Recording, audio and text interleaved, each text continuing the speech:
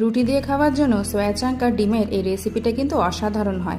এক বাটি soya chunk গরম জলে দিয়ে দিলাম, লবণ দিয়ে ফুটিয়ে নেব। অপর দিকে আলু কেটে নিয়েছি, লবণ দিয়ে সেটাও সেদ্ধ করে নেব। সয়া চাঙ্কগুলো সেদ্ধ হয়ে গেছে, জল থেকে ছেঁকে নিয়ে নিলাম। সয়া বড়িগুলো এবার একটা গ্রাইন্ডিং জারে দিয়ে দিলাম দুটো ডিম, কাঁচা লঙ্কা, পেঁয়াজ, আদা রসুন, সামান্য লবণ, হলুদ গুঁড়ো, লঙ্কা গুঁড়ো আর সামান্য জিরে গুঁড়ো দিয়ে একটা ফাইন পেস্ট করে নিলাম। ঠিক যেমনভাবে ডিমের অমলেট ভাজে এপিট ওপিট করে ভেজে নেবো। এটা অনেকটা ভারী হয়, তাই উল্টে পাল্টে ভাজা যায় না, তাই আমি চারদিকটা এভাবে কেটে নিলাম। এবার একটা একটা পিস উল্টে পাল্টে এভাবে ছোট ছোট টুকরো করে ভেজে নেব।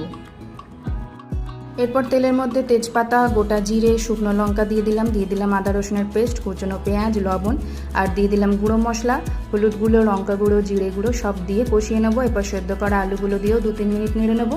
এরপর স্বাদ অনুযায়ী লবণ দিয়ে জল দিয়ে এটাকে ফুটতে ছেড়ে দেবো। সয়াবিনের পিসগুলো 2-3 মিনিট ফুটিয়ে নামিয়ে নেব। হয়ে গেল সয়াবিন ডিমের অসাধারণ রেসিপি।